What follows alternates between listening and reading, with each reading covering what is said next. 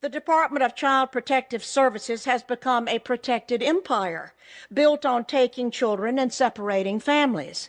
That caseworkers and social workers are very often guilty of fraud.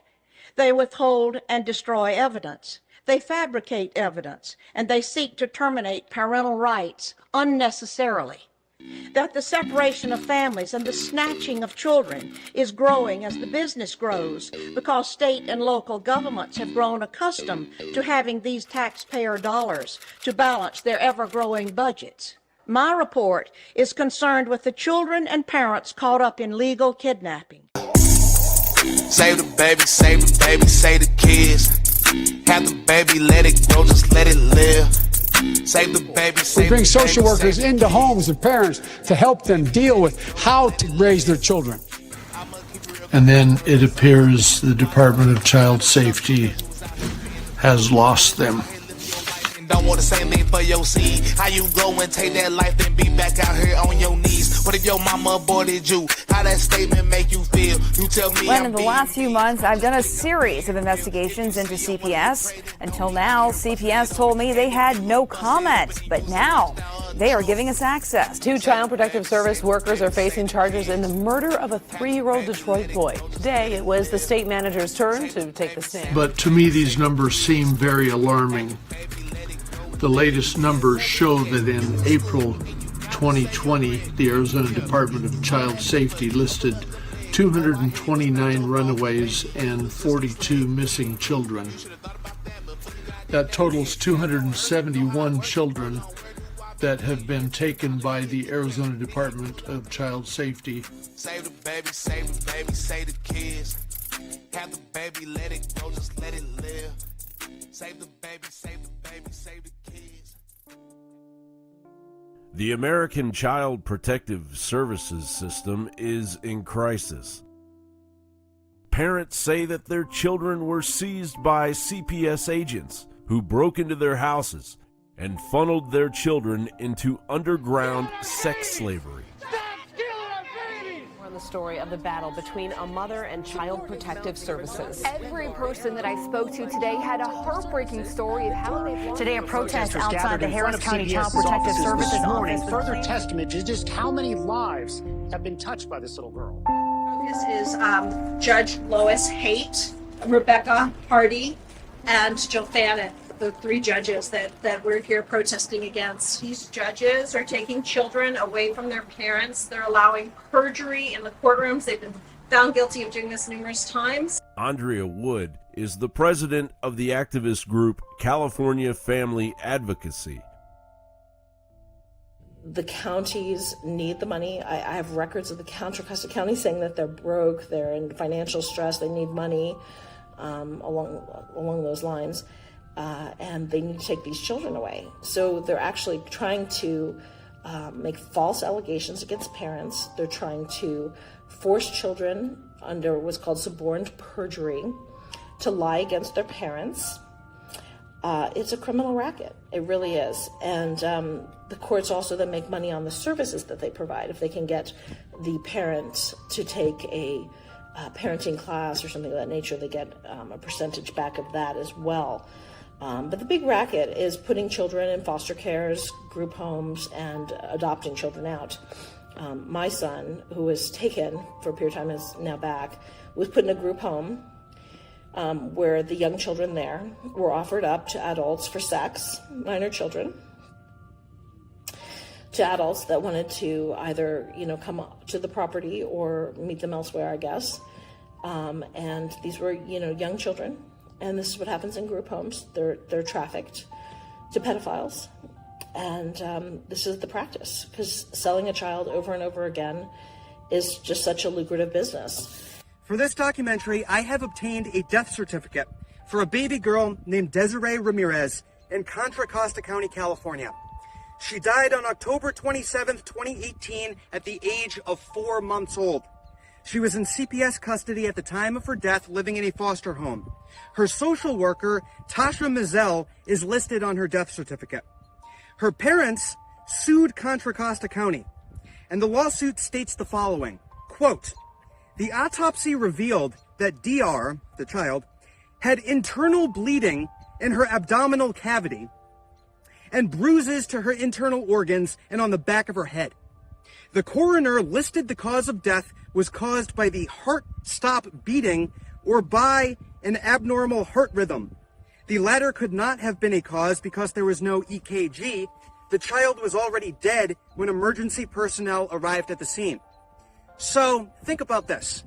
How does a young baby, 4 months old, suffer internal bleeding in her abdominal cavity and bruises to her internal organs and on the back of her head? So with all these questions that are circling around about this girl's death, and I'm revealing this here to the world today, you know what CPS did? They had Desiree Ramirez's body cremated. CPS took Andrea's children away from her as a part of a plot involving her vindictive neighbor, who became the foster parent of her daughter.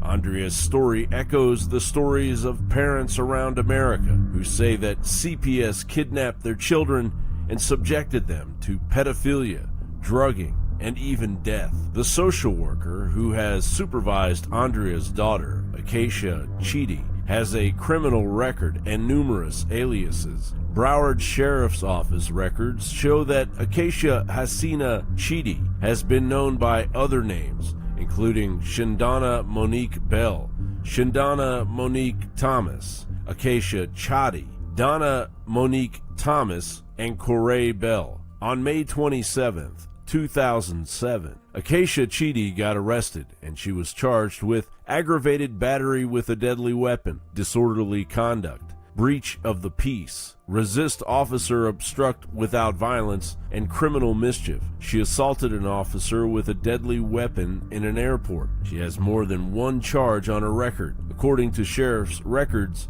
Acacia Chidi has a tattoo on her right thigh that says, "She Devil." Confronted with evidence of her criminal past and use of aliases, Acacia Chidi threatened Andrea Wood in a text message. If you address me by any other name other than Acacia Chidi, I take that as a threat, verbal abuse, to be inappropriate, to be threatening, and an attempt on your part to intimidate me and children and family services. I have informed you in my previous text of the consequences should you threaten me or call me outside of my legal name. It is your choice to do so or not. Should you choose to do so, the actions stated will be taken. CPS is well known for hiring criminals. In 2009, the Sacramento Bee identified at least 68 Sacramento County, California CPS workers who had criminal records in that county, but who nevertheless worked with vulnerable minors, oftentimes alone. Social Security money is paying for CPS agents to human traffic kids, courtesy of a law signed by Bill Clinton in 1997 that pays your retirement money to states every time a child is taken from their biological family and adopted out of foster care. Hillary Clinton spearheaded the passage of the Adoption and Safe Families Act as part of her "It Takes a Village" philosophy of collectivist child raising. Yes, it takes a village.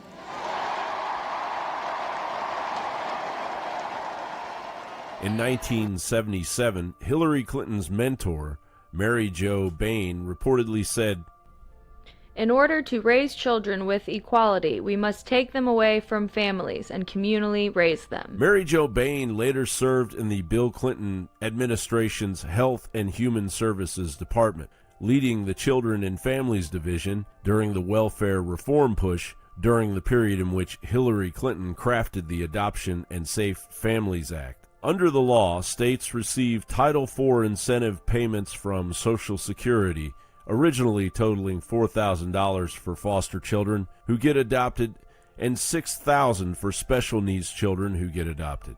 Parents automatically lose their custodial rights if a child spends 15 out of 22 months in foster care. Hillary Clinton called it her proudest work, and she bragged about increasing foster adoptions by 64% in the foreword to the 2006 re-release of her book, It Takes a Village. Today's story is a beautiful tale about a community coming together to make a village. Today's themes are kindness, unity, and cooperation. I'm going to start with the fact that we have a prophet going to remove children.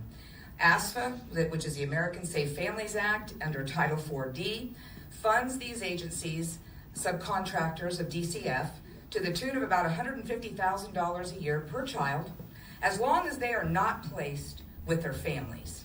If the biological family gets a child back, then the states don't get the money to keep the human trafficking business afloat. Therefore, the state courts have an incentive to detain the children in order to make money. It is a for-profit business known as Kids for Cash. According to Congress's numbers, by April 2018, the federal government had already sent $613.9 million in Social Security money to states in the form of ASFA incentive payments. Ever notice how Social Security is bankrupt now? The government is using your retirement money to traffic children. Undeterred, Andrea is putting herself through law school and has mounted a case against the state of California's Department of Social Services and Contra Costa County, aiming to reform the system. The lawyer representing Andrea in her case, Mark Angelucci, was recently murdered by a man who dressed up as a FedEx delivery man. Well, detectives have released photos of a suspect connected to an attorney's murder in San Bernardino County and the murder of a judge's son in New Jersey. Detectives say Mark Angelucci was shot and killed outside of his Crestline home on July 11th by a man in a FedEx uniform. Detectives released photos of Den Hollander at the San Bernardino train station. They say he rented a car and drove to Angelucci's house where he shot and killed him. They also released a photo of Hollander after he took a train to Union Station in L.A. Hollander killed himself after posing as a delivery driver at the home of a judge in New Jersey. Her son was shot and killed. Her husband was seriously injured. I also wanted to share that my attorney was Mark Angelucci. And Mark Angelucci was very against child trafficking and criminal behaving judges. He went after a judge and won. I believe that was in Louisiana. And then he decided to work with me to take on the child trafficking dilemma. Mark Angelucci's murder echoes the mysterious deaths of pro-child advocates Senator Linda Collins Smith of Arkansas, Senator Nancy Schaefer of Georgia, Senator Jonathan Nichols of Oklahoma, and Monica Peterson. Journalists Isaac Cappy, Andrew Breitbart, and Martin Burns. Linda Collins Smith, an Arkansas state senator who led a charge to save the children, was murdered in 2019. At the time, Smith was working with the Department of Homeland Security to investigate $27 million in missing CPS funds. As speculation about her death swirled, a judge issued a gag order to conceal investigative documents on the death of Linda Collins Smith.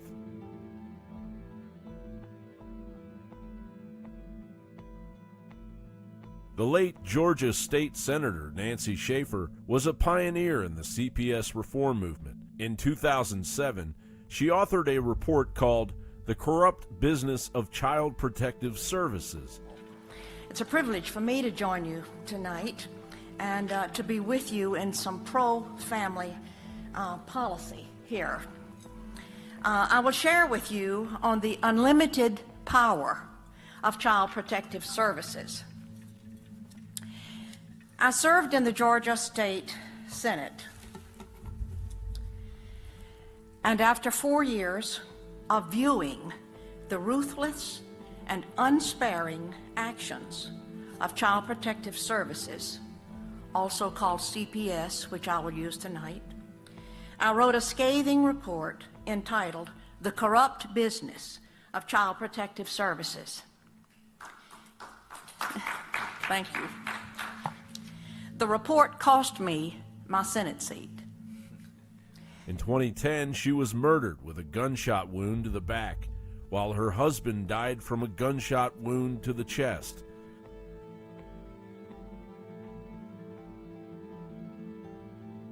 State Senator Jonathan Nichols of Oklahoma led an effort and introduced a bill to punish child sex predators with the death penalty. In 2019, he was shot to death in another questionable quote-unquote suicide.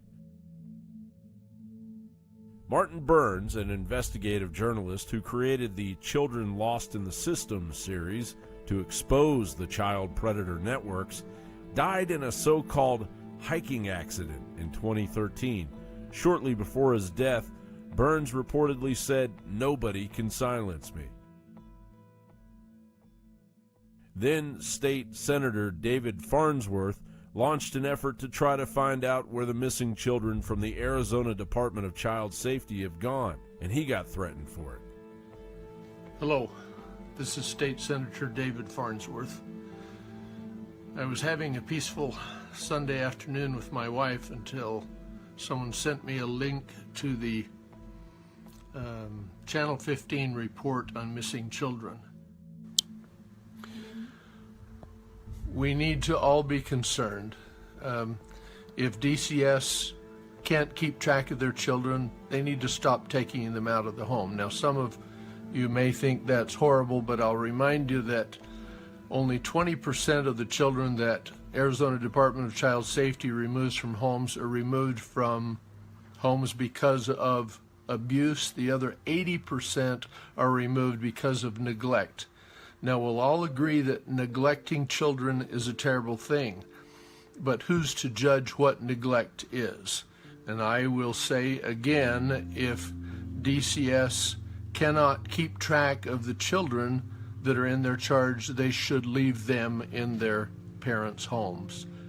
Journalist Andrew Breitbart died in 2012. In 2011, he famously tweeted, "How prog guru John Podesta isn't household name as world-class underage sex slave op cover-upper defending unspeakable dregs escapes me. What are they so desperate to cover up?" This is a concerted effort. This is a concerted effort. Politics of personal destruction. Fuck you, John Podesta. All right, well, you see where I'm coming from. Okay, yeah. When I talk, that's because I am interested in this ongoing, whatever the hell they're doing. What's in your closet, John Podesta? Big Podesta? Big Soros? Do you want us to play these games? Because we're playing to win. CPS workers have been caught on tape working with the police to bust into families' homes in search of children. Police department. Hello, Anna. May I have you come in? Yes.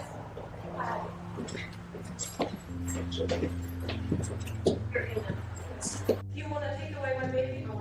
You want to take away my baby? I want to make sure that he's safe and he is safe. You want to go with me to the hospital? Let's go. Let's go. Well, we're going to be fine. Come on, Anna. Where is he going to be? I will tell you. Where is he going to be? He's going to a hospital. Which one?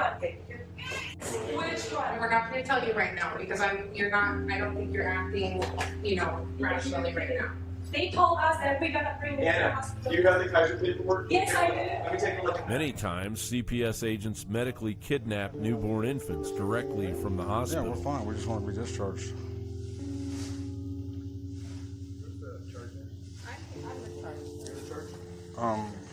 Can you take that security thing off so we can leave? No, we can't. What do you mean, no? There's no doctor's order. You don't have to have a doctor's order. We're refusing service.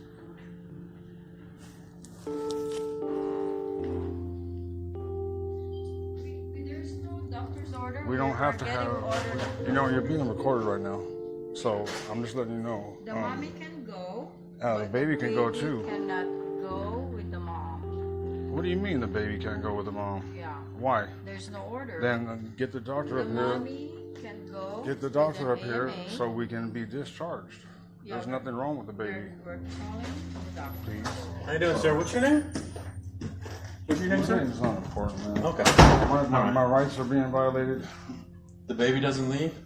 Okay. What do you mean the baby doesn't The leave? baby's not leaving? And we have San Bernardino PD coming up. Well, have them come up. Oh, they are coming up. Good. Okay. So you can stand by if you want, or you can leave. We can escort you out. Why isn't the baby leaving? Well, you don't want to talk. You don't want to tell me your name, so we're done talking. Okay?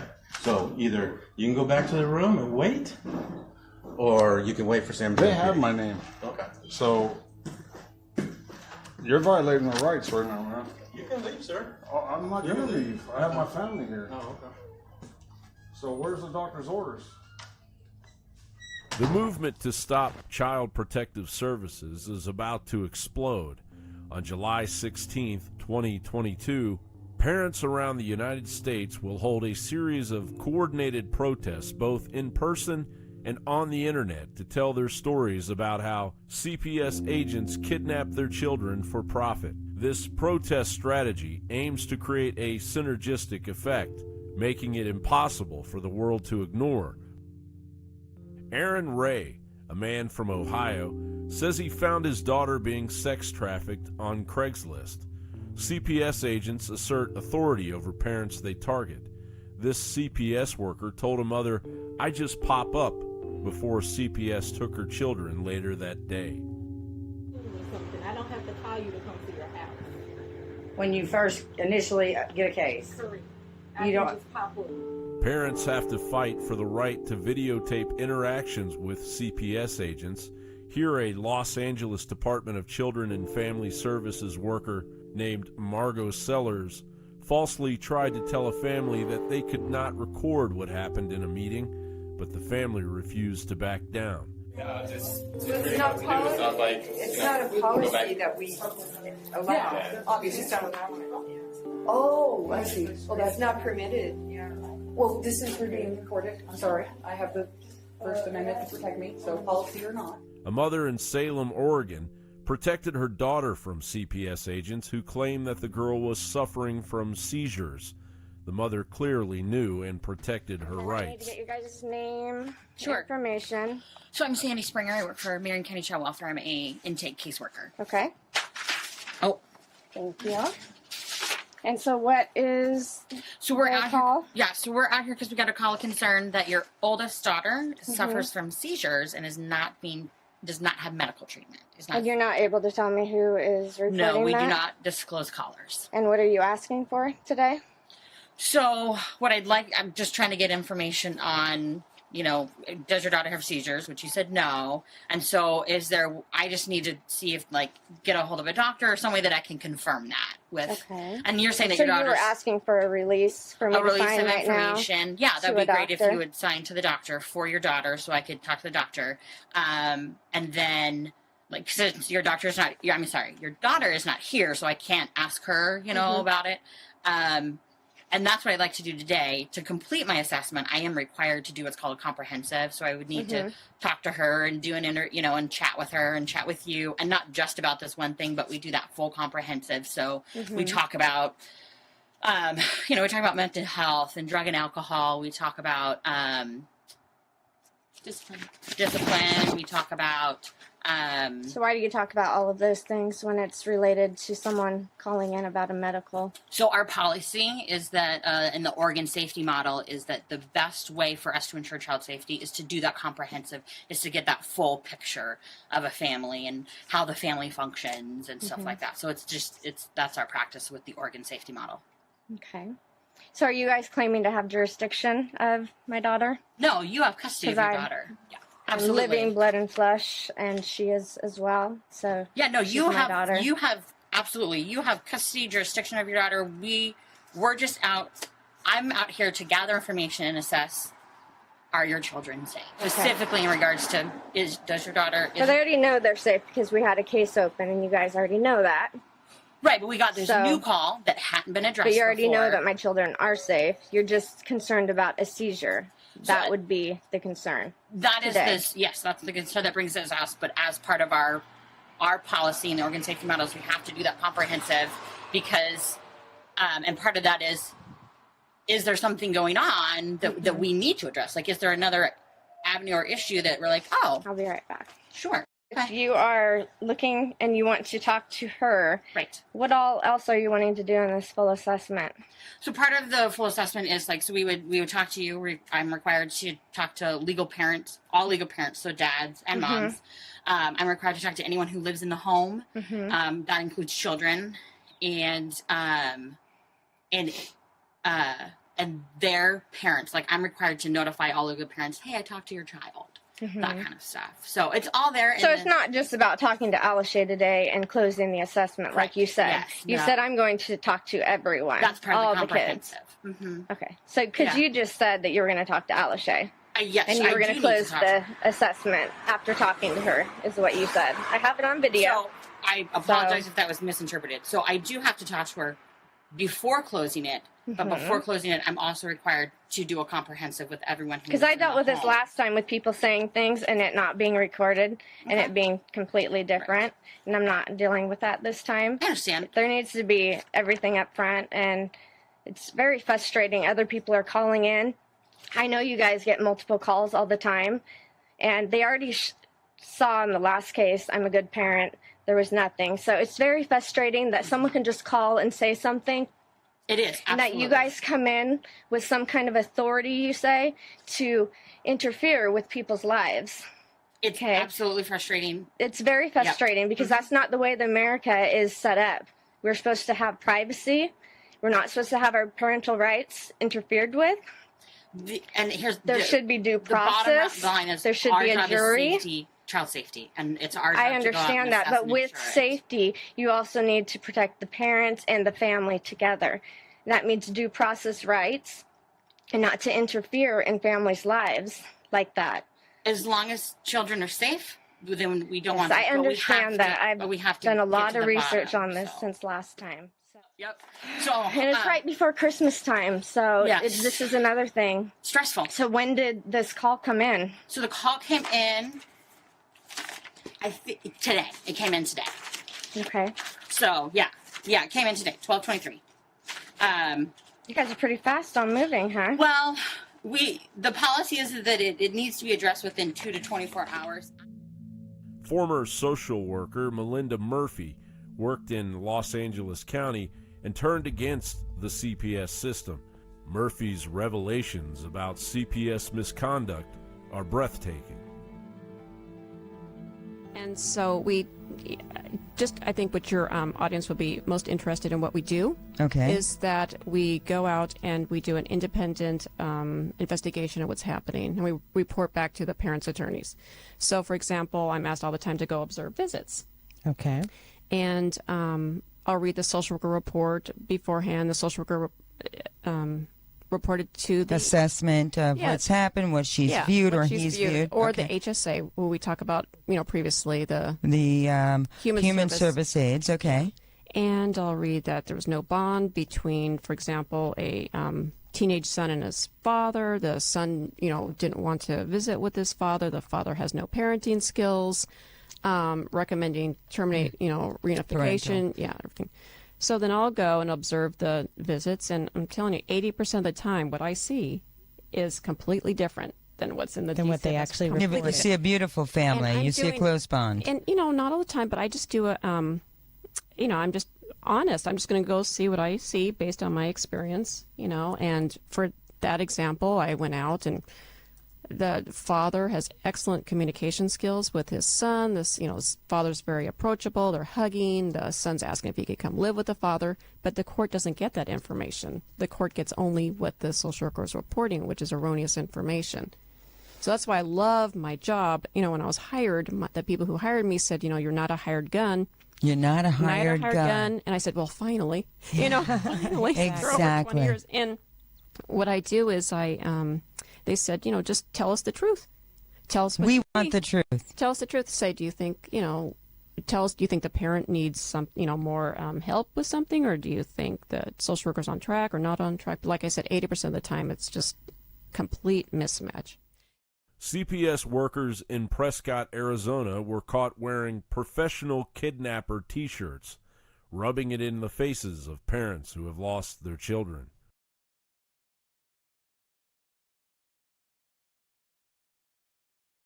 CPS uses a computer program called predictive analytics to make the case that a parent is going to mistreat their children before any abuse even occurs. Talk about a dystopian reality. An experiment in Los Angeles County found that predictive analytics creates false positives over 95% of the time, meaning that the Minority Report style future crime program wrongly takes kids from their parents the vast majority of the time, even though the kids are not actually at risk of being abused. In many cases, the parents are simply poor. Homeschool parents like Hemard King and Autumn King have also been targeted. Their children were seized by the state for supposed educational neglect. CPS tried to use coronavirus to snatch kids. In October 2021, Washington, D.C.'s Deputy Mayor for Education confirmed that CPS was seriously investigating approximately 30 families for educational neglect out of the at least 90 families in Washington, D.C. who had virus-related safety concerns and got reported to CPS. Some D.C. public school parents are opting to keep their children home during the start of the school year without official approval. And some of those parents tell the News 4 I-Team the school district has started reporting them to Child and Family Services for educational neglect.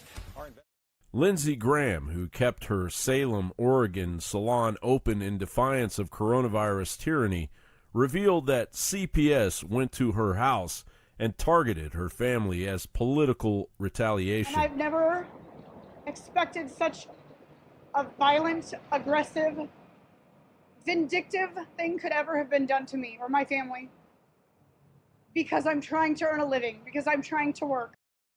A lawyer said that L.A. County's CPS agency tried to snatch a kid because he allegedly tested positive for coronavirus. California lawyer Christopher Arash posted during the coronavirus scamdemic. Today in Dependency Court madness, L.A. County Department of Children and Family Services recommended that the court remove my client's child from their physical custody after the parent tested positive for COVID-19. This is a non-offending parent. The judge ruled in favor of DCFS and detained.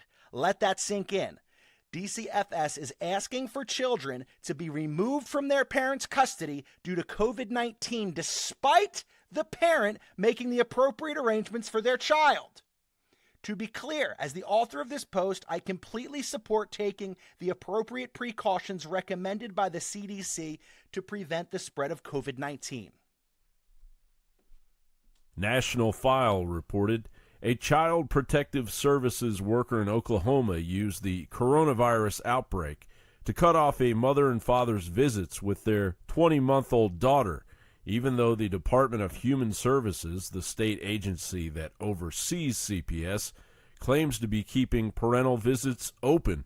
DHS statewide has suspended all visitations due to the virus, so after today's visit, we cannot approve any more visitations until it is reinstated, said CPS permanency worker Danielle Dillman in a Friday morning text message to Andrew Ritter regarding his 20-month-old daughter, who was seized by the government for failure to thrive due to low infant birth weight after the girl's mother chose to breastfeed her.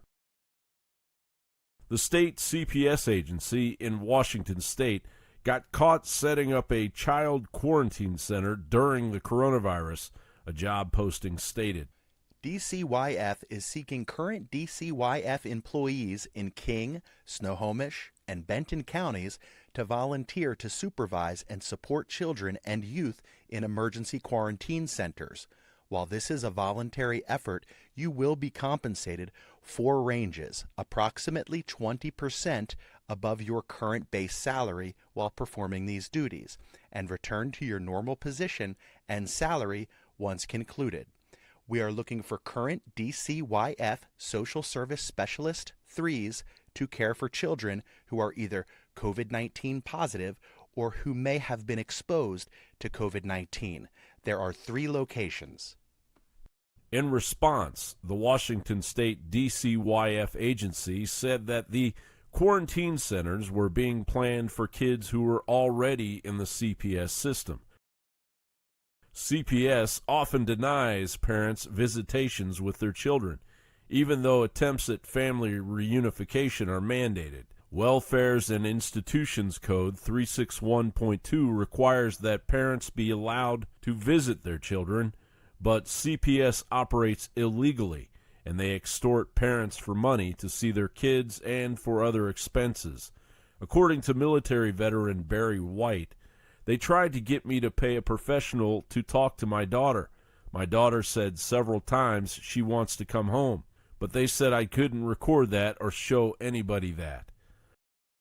A lawyer for the Orange County Child Welfare System unsuccessfully argued before the Ninth Circuit Court of Appeals that social workers somehow have a right to lie to seize children. Thus far, we have not been presented with any clearly established right that tells us that what our clients did, which is remove the children pursuant to a court order. No, but what they're accused of doing and what the issue is here is committing perjury in a court to take away someone's children. And you just said that's obviously not okay to do. According to our moral compass and our ethical guidelines, but what we're here to decide is the constitutionality of it, and we look to the courts. You mean due process is somehow consistent with a government official introducing perjured testimony and false? How is that consistent?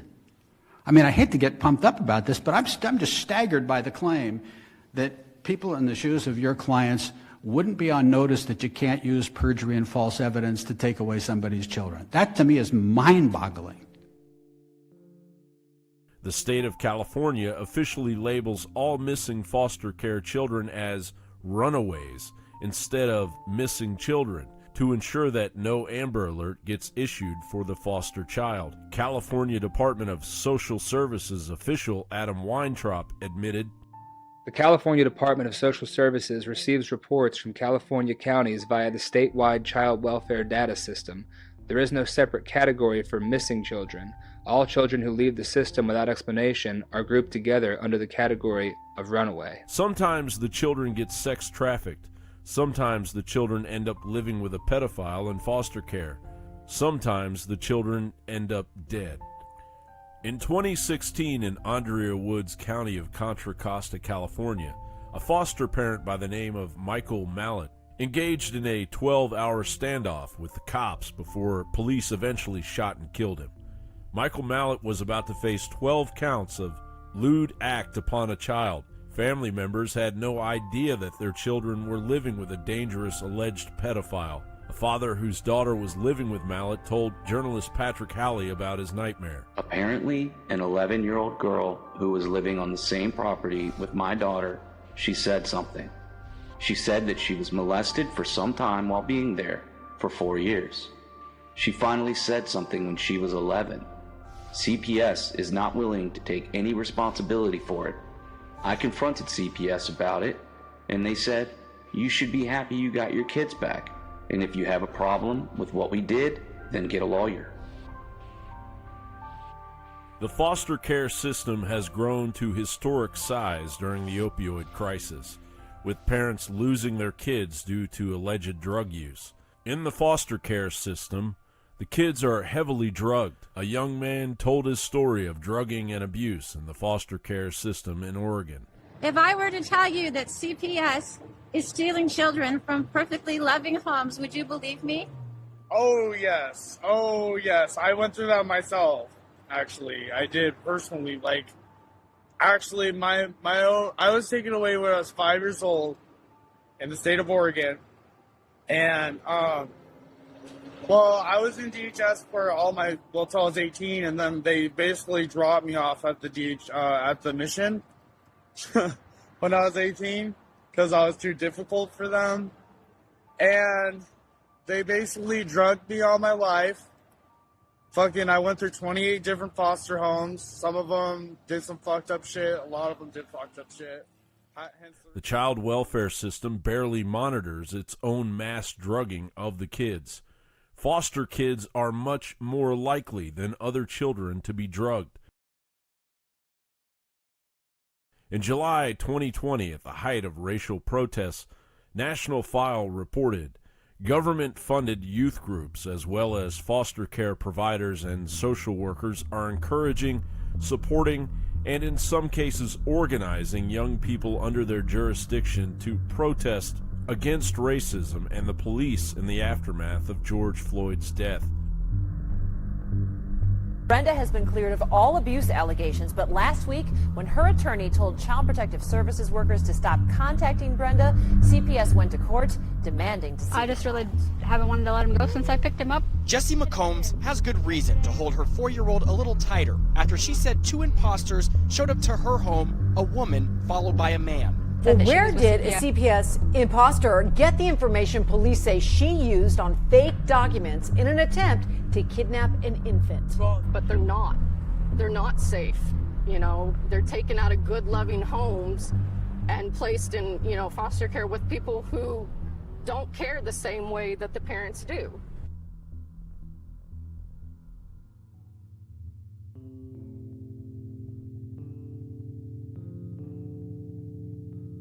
In the election year of 2020, President Donald Trump answered the concerns of parents with an executive order that did not go far enough to stop CPS abuses, but at least seemed to move the ball down the field in the right direction. Trump's executive order established a federal review process to prevent unnecessary removal of children and indicated that parents could access federal funds for their legal representation. The mainstream media largely ignored Trump's achievement. At President Trump's White House Human Trafficking Summit, Attorney General William Barr discussed how the Trump administration took down a child trafficking ring operating within the CPS system in New York. Emblematic in many ways is one horrific case I was briefed on recently in the Southern District of New York.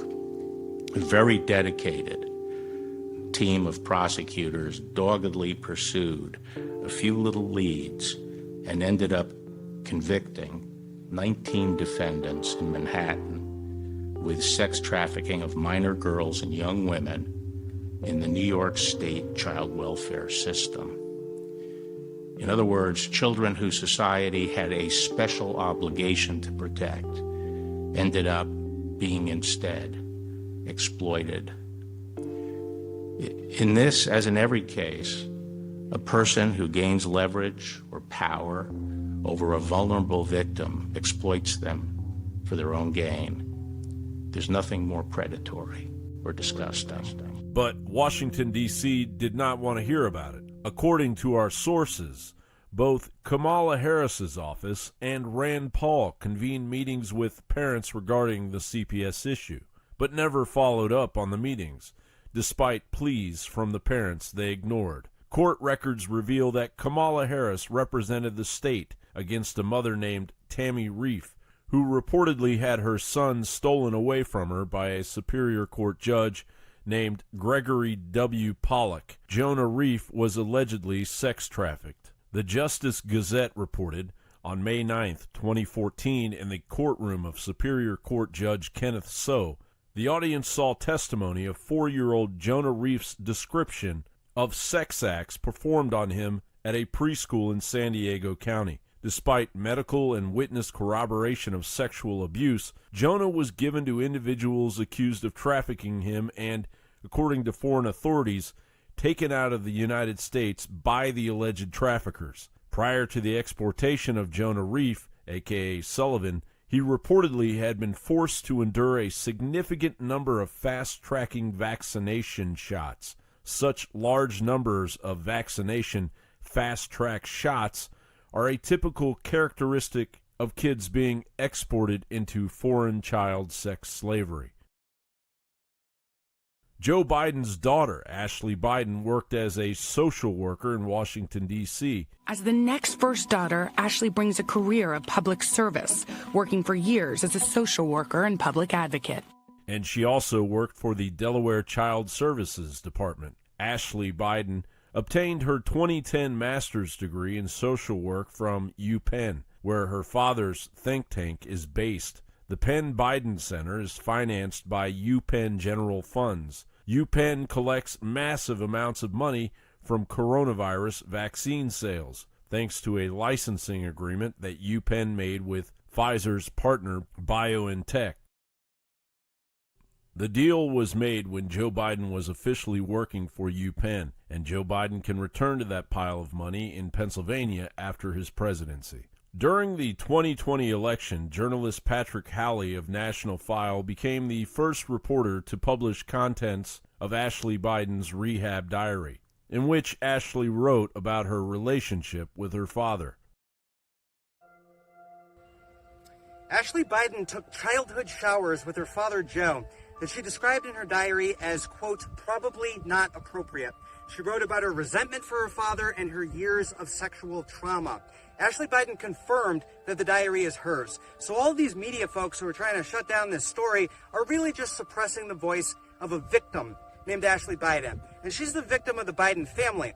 You have to look at her brother, Hunter Biden, who was literally uploading Pornhub videos of himself onto the internet. And you know what? He sent a porn link over a text message to a phone number identified in his phone as Dad. This is the kind of blackmail material that is on the Biden family, because Jack Maxey, the citizen journalist, has 80,000 images from the Hunter Biden laptop that have never been released in the United States. They basically chased Jack Maxey out of this country. He went to Switzerland, and he was being followed by Chinese communist spies. The Chinese communists know what's in those 80,000 images, and they know how it relates to Hunter Biden's niece, Natalie Biden, okay? And they know how it relates to other members of the family. This is a national security crisis, especially now that Joe Biden is selling our oil to the Chi-Coms, and the Chinese are basically taking over our country in many ways, buying the land, buying the farmland, taking over our agriculture. So you have to understand that these people get themselves involved in situations in which they can be blackmailed. And they do that when they're among themselves in their own satanic little corners of the world. For instance, Nancy Pelosi's husband, Paul Pelosi, is one of the top guys at Bohemian Grove. Bohemian Grove is a satanic gathering place in Northern California. Alex Jones famously infiltrated it, where they do the cremation of care ceremony to worship Moloch, their deity of child sacrifice. That's what these sick elites do. Maria Piacesi, the teenage niece of Senator Steve Daines, confirmed that Joe Biden pinched her body in the nipple area, but declined to elaborate further, fearing backlash from some unnamed individuals in her life. Here you see footage of Biden's assault on Maria Piacesi when she was a child.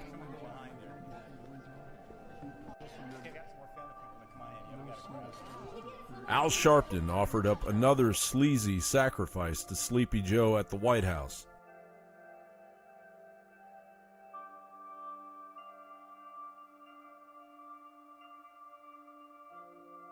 Jeff Sessions shielded his granddaughter from Sleepy Joe.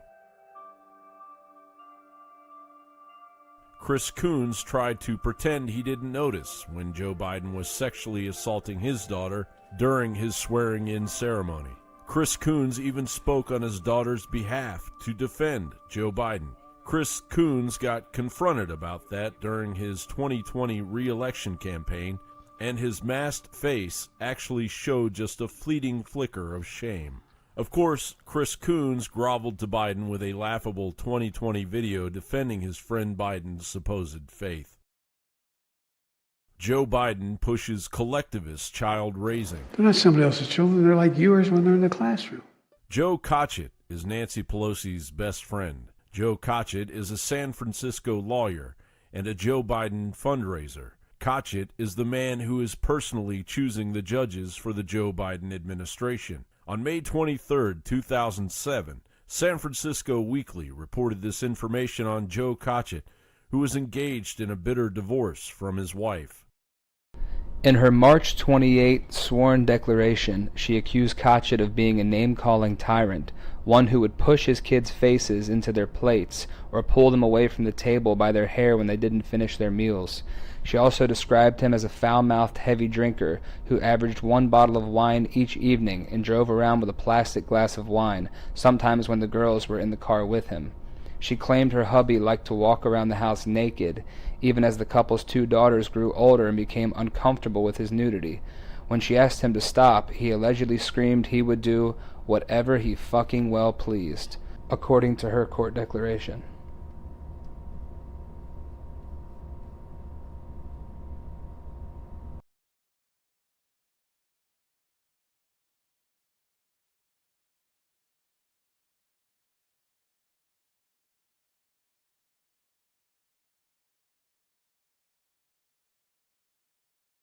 Karina Feng is a victim of the Pelosi crime family. As the Taiwanese-American daughter of a legendary healing spa owner in San Francisco, Karina was targeted by Paul Pelosi Jr., Nancy's son. Paul Pelosi Jr. falsely got Karina's children taken away as part of an intimidation campaign to get possession of Karina's property, which has become a drug den under the documented supervision of Paul Pelosi Jr. Okay, well, the story started when I was delivering my 4th child in a hospital in Santa Clara County. And then when I was supposed to get discharged, the head physician did not allow it. And suddenly I got a call from my home that the hospital sent people to my home and raided my home while I was delivering the baby. And then their reason was because they said if I wasn't home, that means I'm not a fit mother to take care of the older children at home. I'm not supposed to be delivering the child in the hospital. So it kind of became a reason for taking my children, which doesn't really make much sense to the normal prudent person, because how are you going to have a baby, deliver a baby without going to the hospital and then having the rest of your family at home and some family together during the process? It's impossible to be at home and in the hospital at the same time. So based on that, they want to take my kids, and they took my kids, and then we went to court, and the appointed attorneys told me to shut up, or they will do everything and anything they want to your kids. Actually went on to the CPS paper. So it says, on the same day I put in the lawsuit, Karina must be nuts because she thinks that she knows somebody and wants to have a kid with Mr. Pelosi. And so, yeah, I mean, I love him and he loves me. So what, right? But why is it a big deal? Why is it a big deal? We know each other for 23 years. Is that a big deal? Anyways, and then these people are like, oh no, you know Pelosi. That means you made it up. It's impossible if you know Pelosi. The Pelosi family are like the mother and the father of this country, right? So how is it possible that people cannot know them? Right? And I'm living in San Francisco since 1979. How is it possible that I won't have a chance to know them? Yeah, they're public people. Everybody can know them. Is knowing them equal taking my kids? Just because I know them is a fault? Then who wants to know them anymore? Nobody on this earth wants to know or have anything to do with them if knowing them equals taking their kids, right? So basically, I'm not worried about what I did, about putting in a lawsuit. But when you put in a lawsuit, when you're treated like that, and then at the same day, another complaint goes into the social worker's office, telling the social workers, instructing them to destroy your family because of something that you didn't do wrong, then there's a big problem right there. We just need to reform that a little bit, and everything will be a lot better. So, because you made sure I was okay and took me to the doctor. And so I was able to heal up. And after that, when I saw my kids close to Christmas, but they didn't let me see my kids as agreed, but in a different agreement at the last minute. But I did end up seeing my kids, and then my daughter, my second daughter, she said, "Mom, did you cry a lot? Because your eyes looked so different from last time." And I said, "I'm fine. I'm fine." And then because I don't want them to worry. Okay, so I don't want them to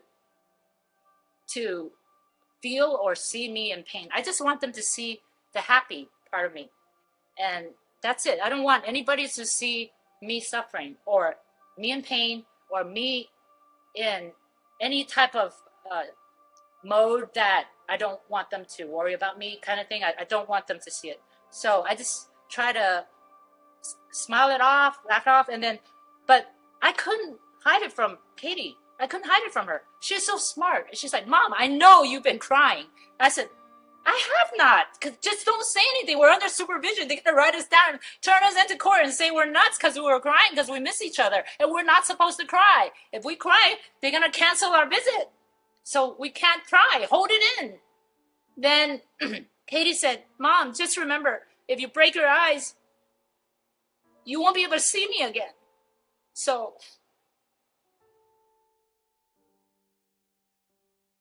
the initiation ceremony for Skull and Bones, the secretive fraternity at Yale University that has produced scores of political leaders, including George W. Bush and John Kerry, reveals the Satanism of the globalist elites. In rare footage of an initiation ceremony, Skull and Bones cult members scream, "The devil equals death." He's come pretty close. She was part of a team that successfully recorded part of the initiation ceremony that takes place in the tomb's courtyard. Okay, you have the doorway here. Yeah. Okay, then to the right you have a hedge, and then Yeah. you have an evergreen tree. If you follow that line straight back, courtyard's in there. Ah, okay. So that's where they have the ceremonies in the outdoor part of it. Part of it was indoors. So we only got to see the outdoor part. Right. We only got to, and to listen to the outdoor part. God only knows what went on indoors. And what did you hear? What was it you know? You managed to get this unique It was access to it. disgusting. It was gross. I mean, they were pretending to murder people. What was the tone of it, though? Was it jokey or was it Vicious. quite... No, it wasn't jokey at all. It was sick. It's about the only way I can describe it. It was sick.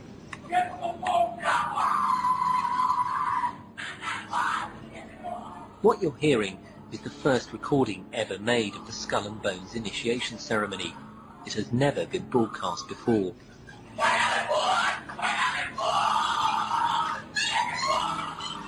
15 new members of the club are being introduced into the macabre rituals of Skull and Bones by the senior students who are about to graduate. The club has what some might see as a strange fascination with death, skulls and bones.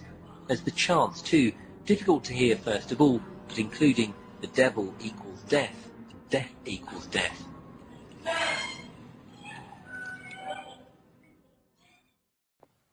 Paul Bonacci is a victim of childhood sex trafficking. Now, Paul Bonacci claims that in 1984, he took part in an orgy at Bohemian Grove that turned into a snuff film in which a child was murdered as part of a satanic ritual, evidently. Now, Paul Bonacci, who was part of the Franklin cover-up, the Franklin scandal of the 1980s, and you can go look at that Washington Times article from 1989 about the call boys allegedly taking a late-night tour of the White House and this child prostitution network ensnaring VIPs with Reagan and Bush, right? So Paul Bonacci was actually awarded by a court of law $1 million for everything that he went through as a child trafficking victim. So we have to ask ourselves, when he's talking about Bohemian Grove, what is really going on with Nancy Pelosi's husband and all of his friends over there at Bohemian Grove? Exactly. Now, if I were to make a movie about who would you want to play you, Mr. President? I don't know. I would trust your judgment more than mine on that. Harvey, why'd you hire Black Q? For days like this.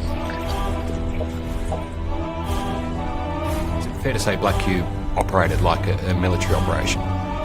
It is fair to say that. I think that the way the Black Cube is set up, it mirrors the experiences that in your founders views had in about Israeli intelligence. Epstein working for the Mossad. What intelligence agency would trust Jeffrey Epstein? It was also widely reported that Bill had a friendship or business or some kind of contact with Jeffrey Epstein. Used his mansion in Palm Beach for sexual escapades with girls under 18. Not one thing, it was many things that I did not like. The fact that Epstein was allowed to travel to Israel reflects his vast business interests around the world. But allowing someone soon to be imprisoned on felony charges to leave the country is highly irregular. He was told that Epstein belonged to intelligence and to leave it alone. Nothing to say. 2 people dead inside of your apartment, just looking to give you a chance to respond. Do you find that to be a coincidence, sir? How about President Clinton? No. You hesitated.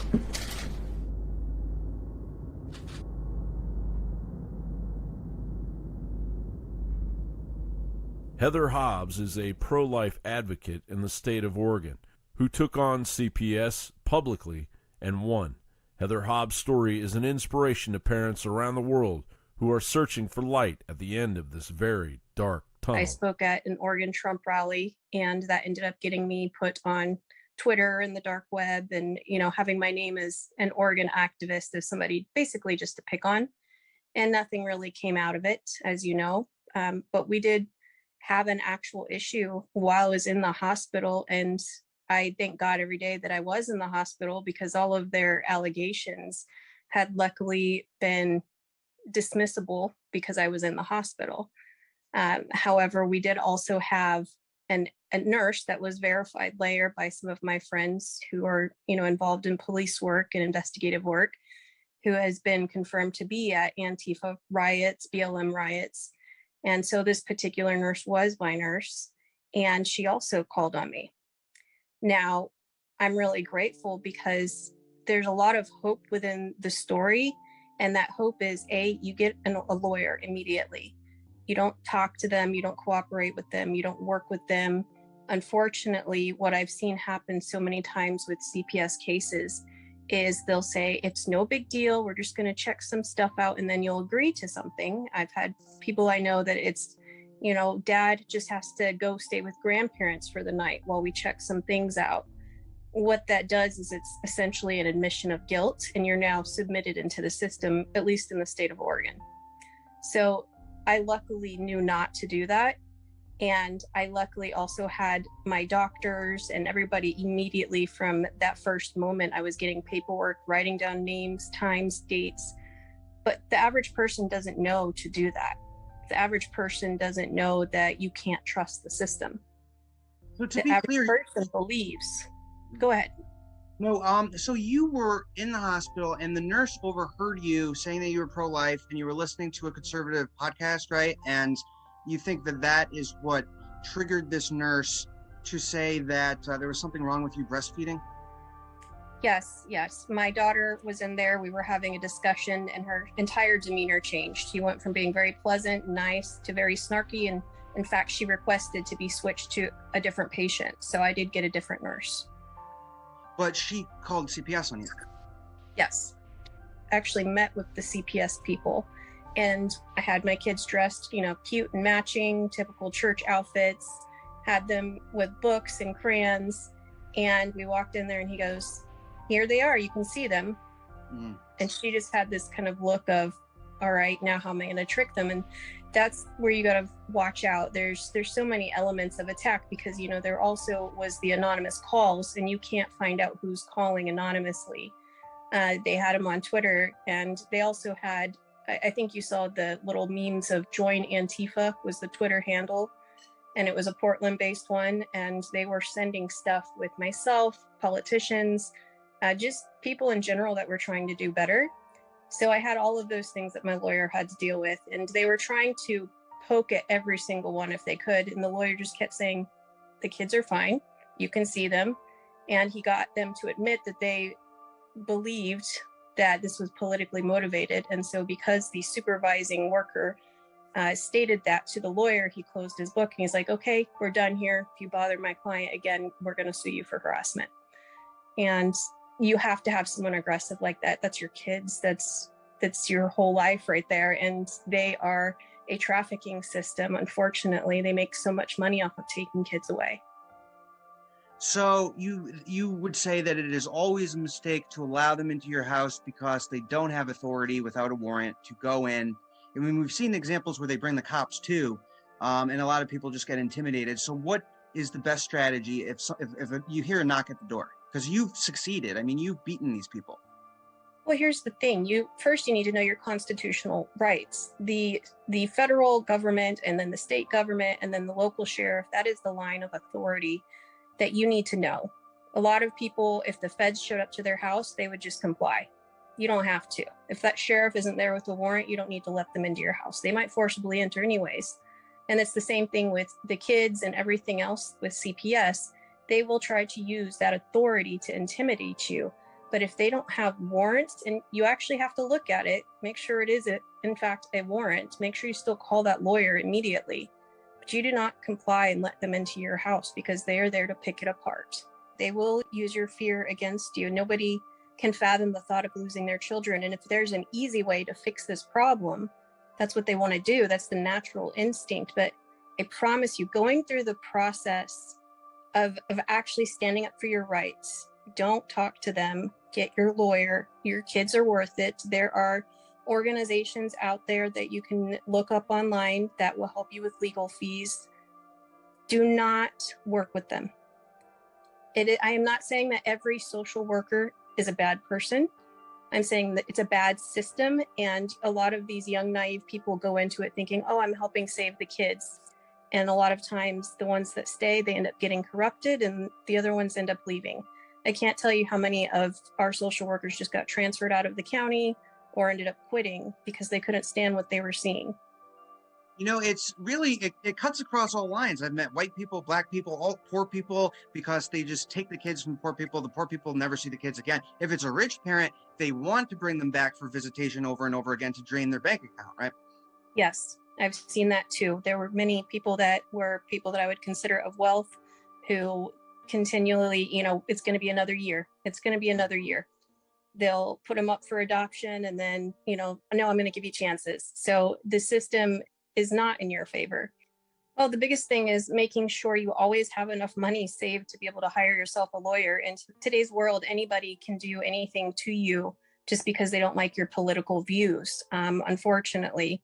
So if you have a neighbor that doesn't like that you're a Trump supporter, or perhaps doesn't like that you volunteer at the local school board and they don't like what you're saying, they are calling. So you need to have that money saved up to have your own personal lawyer. I wouldn't recommend the state lawyers. Did you have another recent experience with CPS in the hospital? Not with CPS specifically. I recently had another baby, and forgive me, it's so hot in here. I recently had another baby, and because I wouldn't wear a mask and I told them about the vaccine stuff, they were keeping my baby from me, even though I had the doctor clearing me and everything else. So I spent 3 days not being able to be with my newborn.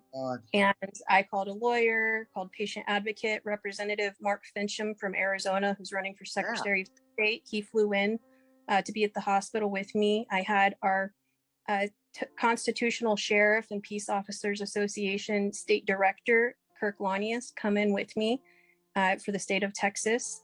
And they were there with me along with my lawyer friends calling. Luckily, I tell people the average person is not going to be as connected as I am to where they can make these calls and say my rights are being violated. You need to know who are my sheriffs, who are my state reps, where do they stand on these issues? So that way you can call them too and put that extra pressure on top of that lawyer, because my issue recently fell on a weekend. And as you know, getting anything done on a weekend is ridiculous. You just can't do it. And anytime there's the potential of CPS, and with my prior experiences, I was fearful. Are they going to, make the argument that I'm not being safe to my baby because I won't wear a mask? Are they going to make the argument that if I don't vaccinate him with whatever, that I'm somehow hurting him? And those were my fears. So luckily, because I called the patient advocate immediately, I kept bugging the doctors. I continued to bring in friends and have people calling the hospital. By Monday, they were working with me and I could see my baby suddenly. Suddenly, I wasn't a threat anymore. But they did bring in a social worker. Oh. And so, of course, I said, I'm not willing to talk to you. And that's where you guys have to go with this. You can't be willing to talk with them. I'm not going to sign anything or talk with you at all. Yep.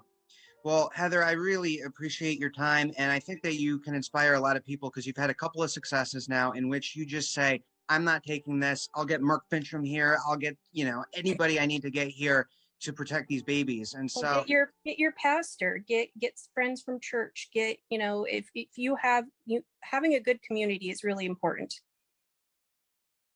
Well, I just want to remind the world that I am putting together a class action through my family rights organization. So anyone who has suffered this kind of life that they could have had a better life, a regular life, a thriving life for themselves, their loved ones, their families, and their future. If you are suffering from this and your future is gone, or pretty much you think it's gone, get me your documents, okay? Write up to 5-page summary, submit it to me. You can go on to familyright.org, or you can just write me something. Say hi, whatever that you like, and we can establish a relationship, and then we can join forces, and perhaps you have something important you want to share with me, and you can see what I've done. The stuff on that page are all the information on my initiative, but we can add to it. So we're not working on that right now. That's something I've done, and you can see that as a reference of my thought pattern. But what I've been doing was I submitted another bill into Congress. It's called Initiative 485. It's already passed. Bill HR 485 already passed the House, and then next year is going into the Senate, and that has gotten I think it was 82% yays from the House and 90% yays from community polls. So we're expecting that to be a great victory. And it has been extremely edited, but that's not something I can control. So I do what I can on my part, and hopefully you'll do yours. After having continuously lost in court, and with your attempts to regain custody, you met on the steps of the courthouses, yes, protesters. Oh yeah, and joined with these protesters against Child Protective Services. You found that you were not alone, and now you've organized how many? 35,000 members. 35,000 members.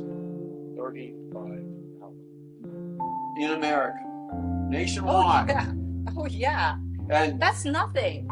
It's just a fragment of the people who've been affected by it. If you look it up, CPS, just look it up on Google. Child predatory services. Yes. What protective? Protect what? Protect their own pockets? That's right.